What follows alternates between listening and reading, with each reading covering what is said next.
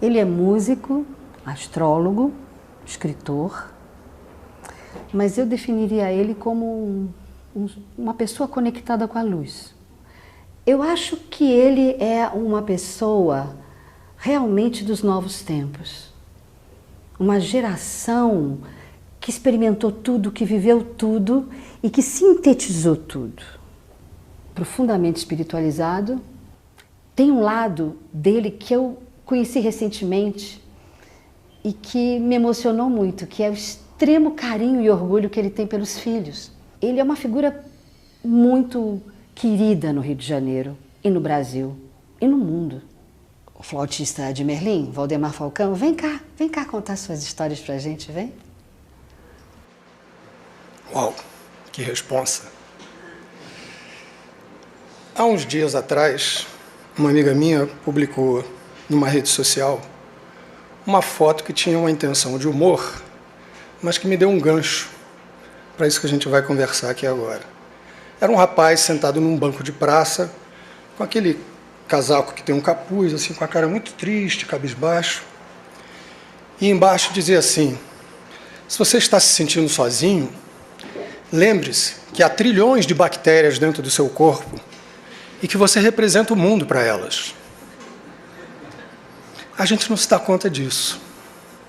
A gente não percebe a vida que está acontecendo ao nosso redor, que a gente se limita a captar a vida através dos nossos 5 sentidos habituais. E ela vai muito além disso. Muito, muito além. Um dos exemplos que a gente pode ter disso é frases de alguns dos maiores visionários que a gente já conheceu nesse mundo. O nosso William Shakespeare um dia virou e disse: existem muito mais coisas entre o céu e a terra do que supõe a nossa vã filosofia. Uma outra grande figura, William Blake, poeta, visionário, artista gráfico, ilustrador e principalmente um grande visionário, um dia disse: quando as portas da percepção forem abertas, veremos tudo como realmente é, infinito. E ele fez um poema lindo, que eu tive o privilégio de ter a tradução de um grande amigo meu, daqui de São Paulo, Alberto Marcicano, que há pouco tempo atrás foi para o andar de cima e que fez uma tradução primorosa do verso mais bonito de William Blake. Num grão de areia, ver o mundo. Na flor silvestre, a celeste amplidão. Segura o infinito em tua mão e a eternidade em um segundo. Eu aí fui procurar um outro nível de informação, não tão poético, embora ainda vou ter alguns poetas me ajudando aqui, que é a ilustração do espectro eletromagnético. Reparem o quanto que nós enxergamos do espectro eletromagnético. É uma fração microscópica. Antes dele nós temos as frequências de rádio, os micro-ondas, depois temos os raios X, o ultravioleta, o raio gama, e nada disso a gente vê. Nesse momento aqui nós estamos cheios de ondas passando por nós. Ondas eletromagnéticas, ondas de neutrinos, e nós não nos damos conta disso. Então, o importante aí é a gente entender que a vida está acontecendo ao nosso redor e a gente precisa prestar atenção nisso. Não há como a gente não perceber o que está acontecendo. Então, além das citações, como é que eu cheguei a essa conclusão? Eu tive o privilégio na minha vida de conviver, e ainda tenho esse privilégio, não com os mesmos, com aquelas pessoas que são chamadas de paranormais. Pessoas que enxergam além do que a gente vê. Um, por exemplo, era um cirurgião que nunca aprendeu medicina, que operava as pessoas usando qualquer instrumento cortante que tivesse à mão. E como é que fazia para as pessoas não sentirem dor? Ele usava música. Então tinha sempre um músico tocando durante um procedimento como esse, e o Lorival abria, fechava, costurava a pessoa, abria com gilete, com faca de cozinha, com tesoura de unha. A pessoa ficava acordada e não sentia nada. Uma outra, falecida há uns 6 anos atrás, com quem eu tive o privilégio de conviver durante 25 anos, recebia mensagens, recados de pessoas que já foram para uma outra dimensão e recebia esses recados com um nível de precisão absurdo, dando endereços, telefones, placas de automóveis, números os mais diversos.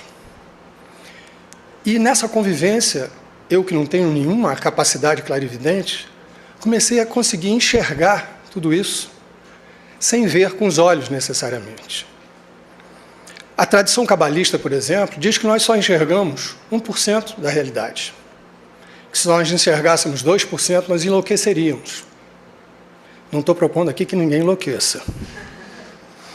As tradições orientais, principalmente o hinduísmo e o budismo tibetano, dizem que nós vivemos por trás de um véu que eles chamam de Maya, o véu da ilusão da vida material. Nós temos que rasgar esse véu. Nós temos que tentar enxergar além do que a gente está captando no dia a dia. Porque aí os problemas de todo dia, as nossas dificuldades, a questão do parente que está doente, do dinheiro que não chegou, adquire uma outra dimensão, adquire uma outra proporção. Aí vocês vão dizer, puxa, mas você está me propondo uma utopia. Eu digo, estou sim. São as utopias que nos alimentam. E eu vou me servir das palavras de um grande poeta gaúcho, Mário Quintana, que escreveu um pequeno poema chamado Das Utopias. Ele diz apenas o seguinte: se as coisas são inatingíveis, ora, não é motivo para não querê-las. Que tristes os caminhos se não fora a mágica presença das estrelas.